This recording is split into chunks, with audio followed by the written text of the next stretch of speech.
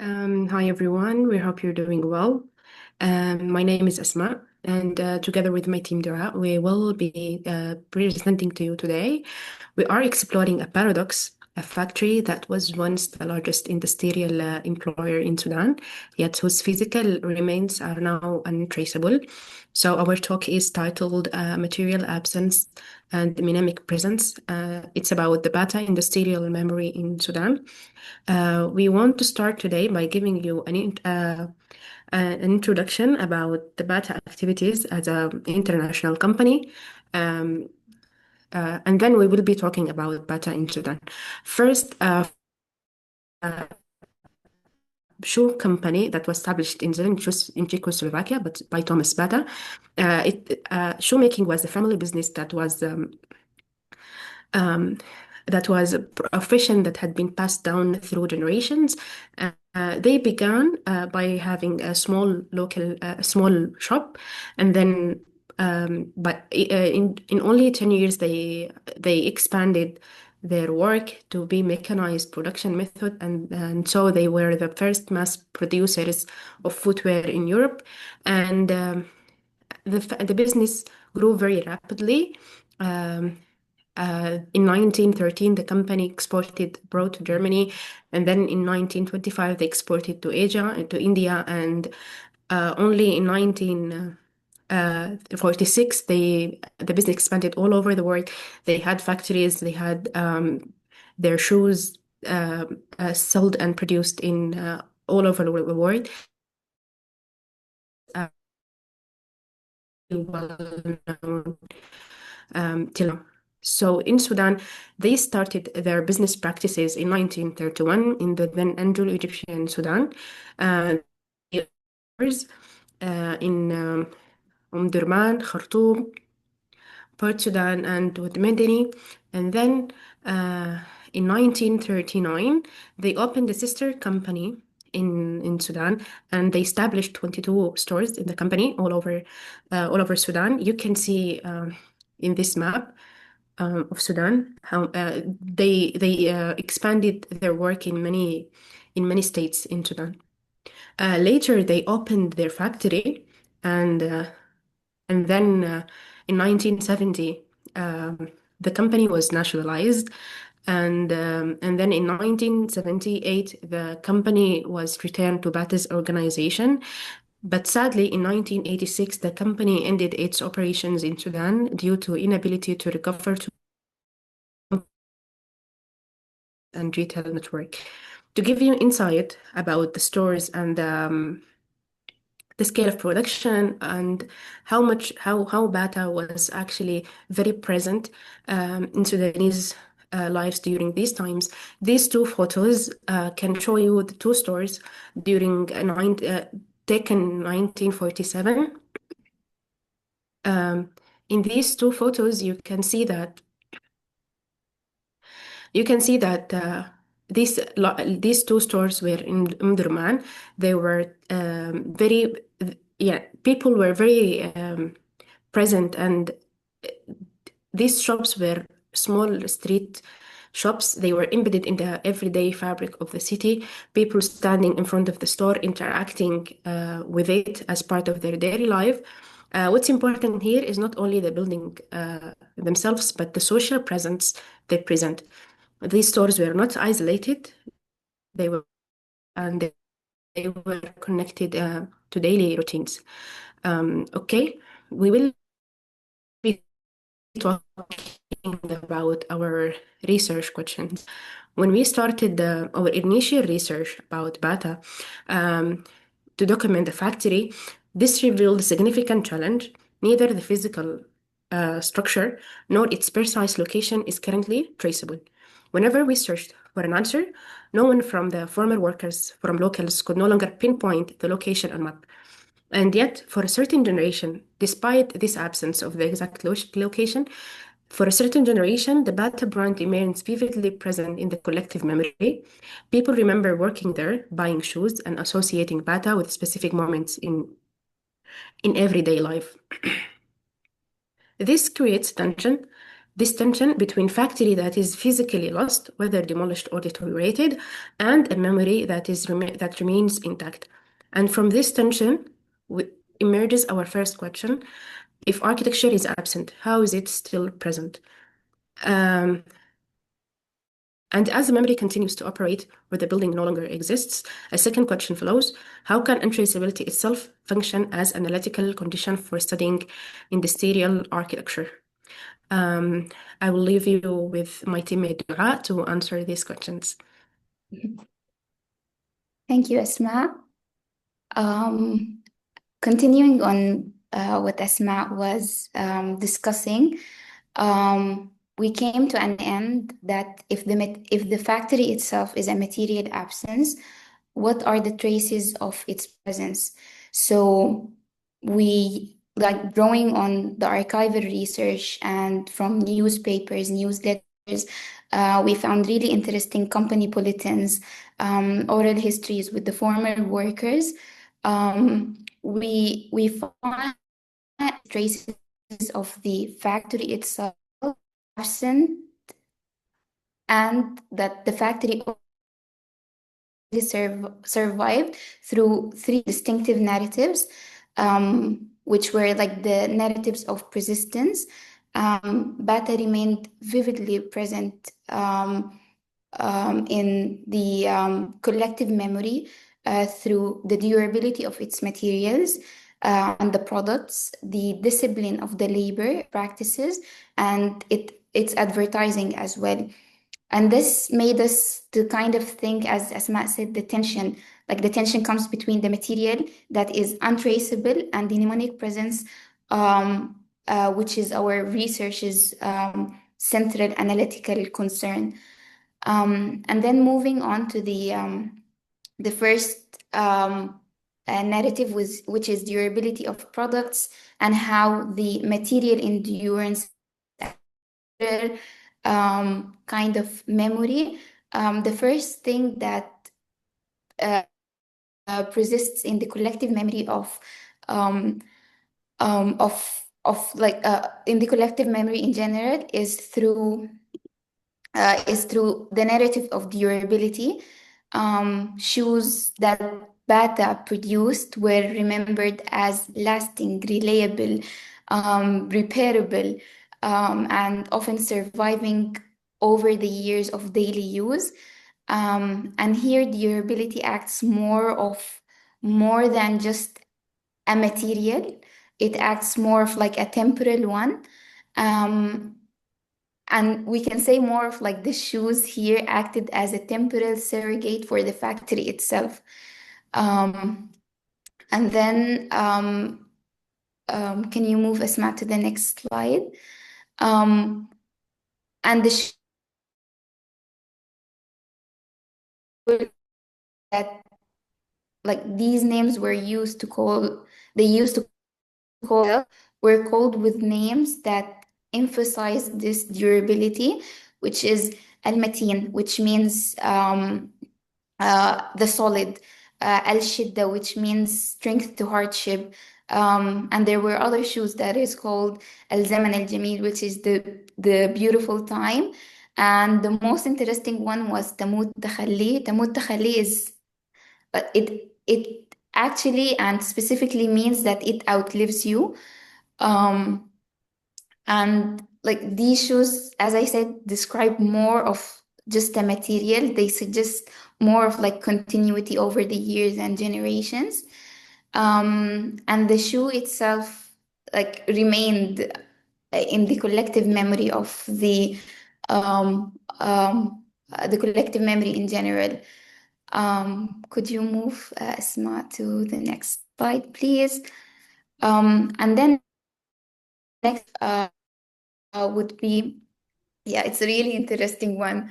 And the next narrative is the discipline of labor practices, um, which which here architecture worked as more of like a regulator of time, that we found that data presents in the collective memory is through the discipline of the labor practices. Like whenever we interviewed former workers and they didn't remember the factory location. They didn't remember the walls or the factory itself, but they started talking about how strict the time was, and their shifts and their working hours. They more of like talked about Bata, that it introduced this industrial time, which was segmented, which was measured with for time. And the next slide, it's a really rare and intimate trace that we found in one of the Bata shoe bulletins.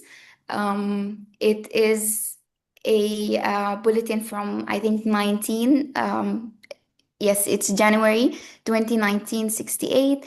It's more of like a disciplinary notice. It reports that 10 workers were barred from entering the factory because they were 25 minutes late from their shift. And this is more of like a profound moment. It reveals that the factory was more than just a container of work, but it actually activated and regulated the life of these former workers.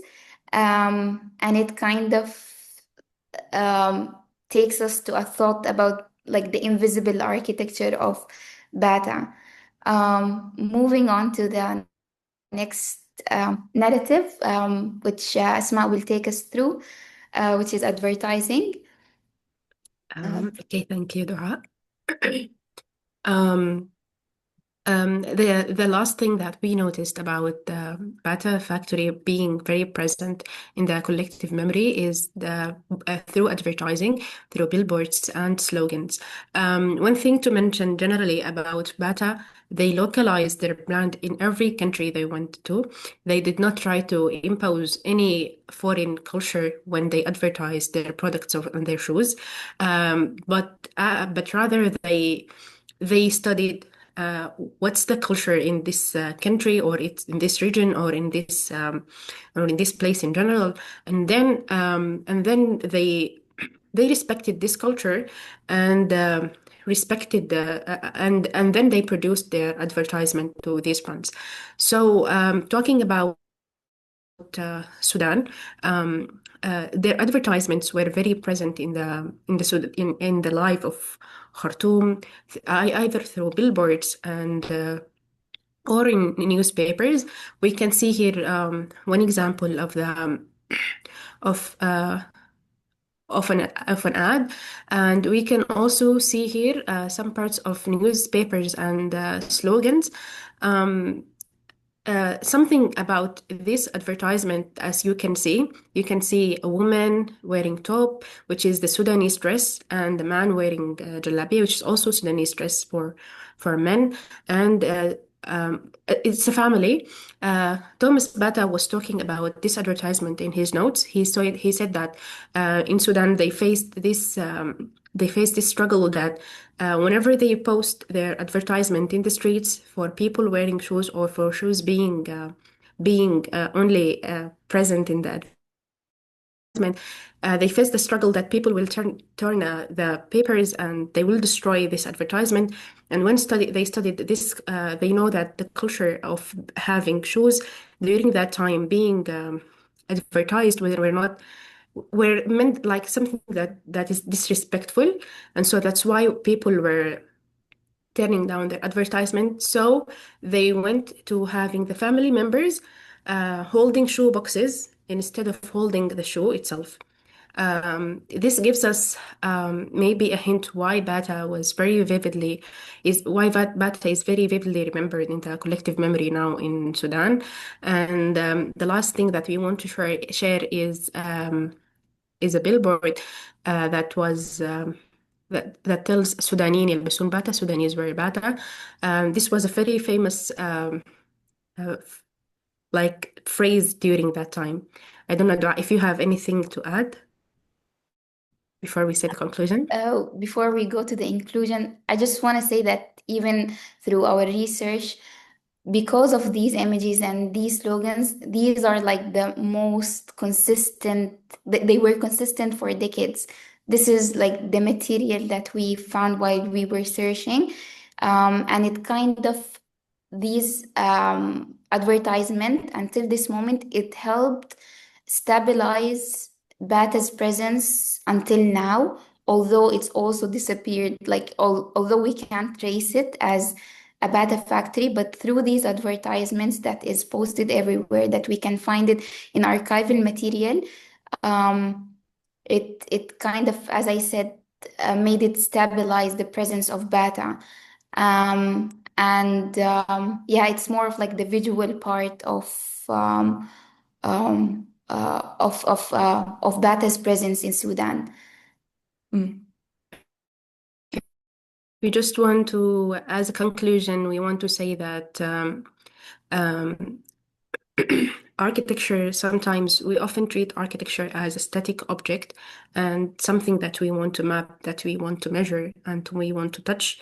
But the story of Bata in Sudan forces us to reconsider that sometimes architecture can endure in time, even when it cannot be located in space, and that for the for the story of Bata, we look for the factory today. We cannot find it yet. If we look to the rhythm of the people and their memory and their memories, we find the factory has never left. The most Bat proves that the most resilient structure is one that built into the synchronization of the society. Um, thank you very much.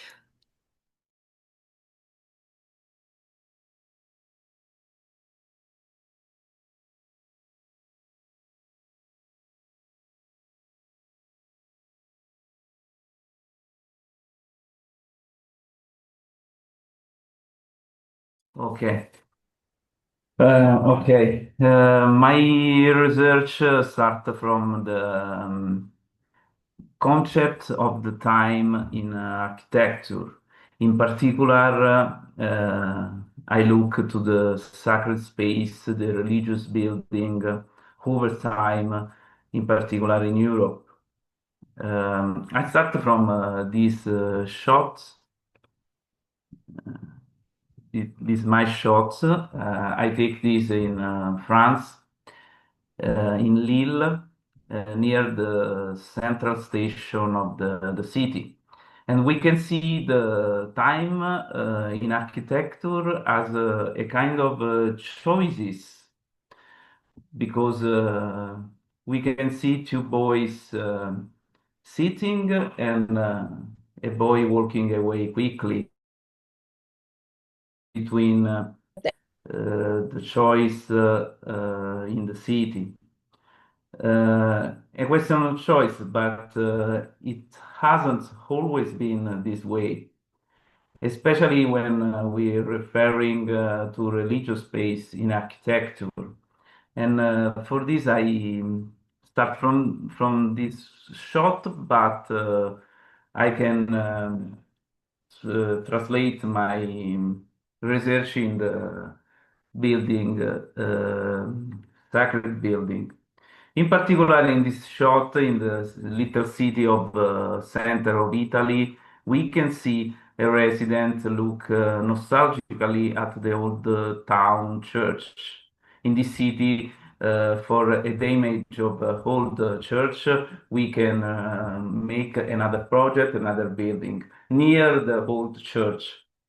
But the sacred building usually is a central point of the city in ancient time. In contemporary city, we can see a pluralistic culture, a transformation of the building. And we have building urbanism evolution, and usually it's not good for the people, because it's only for an exhibition, a show, and the space it's forcefully invade the spaces, and often the result of a lack of dialogue between a religious institution and contemporary reality. And then I start with the urban evolution of this building, their position in the city over time. For example, in Athens, in Greece, in the ancient Greece, the temple and the main places is the house of the god position in the proximity to the celestial. And for this, they choose to impose the upper part of the city. Clear example is the Acropolis of Athens. In the medieval period, we can see monotheistic religion, especially Christianity, imposing in the Europe. And the building, the churches, are all of the complexes of the sacred space, where the center is the center point of the city. Big church in medieval Gothic church in Germany, in south of Germany, because this is the tallest Christian bell tower in the world. Even today is the symbolic center of the city. We can see on this shot. Then in the Renaissance, modern era, for example, in Rome, we can see the power of the church, of the temporal power of the Pope. We can see a small temple of Saint Peter in Rome. We can see the sacred building. It's not only established the city's nucleus, but only exhibition the power of the church. In modern era, in contemporary era, we can see for example, in Canada, an Anglican church in Montreal, an important building. We can see today is completely suffocated, but the tall building that surround it's making it's no longer distinct point of reference, but only a building inserted in the modern city context. Then we can see the loss of the center point of the city for the church. Then I choose a case study in Italy, in the center of Italy, the Church of Santa Maria in Colle Maggio. This is an important Italian monument of the medieval era. Then in 2009, a big earthquake destroyed a big part of this church. This is the more seismic event in the history of the European Union. Get the big part of the church destroyed, and uh, the destruction, breakups, and then the rebirth of the church, a complex restoration after years of intensive work, reopened to the public on the December 2017. The project received the prestigious European Heritage Award for restaurant excellence. The case study, we can see the photo of the interior of the restoration of the church. The case study demonstrated how a building can be a representative of a city, a place, a lasting symbol that transcends time itself, representing human efforts to preserve a memory that transcends the strict rules of time. And this is the end of my research.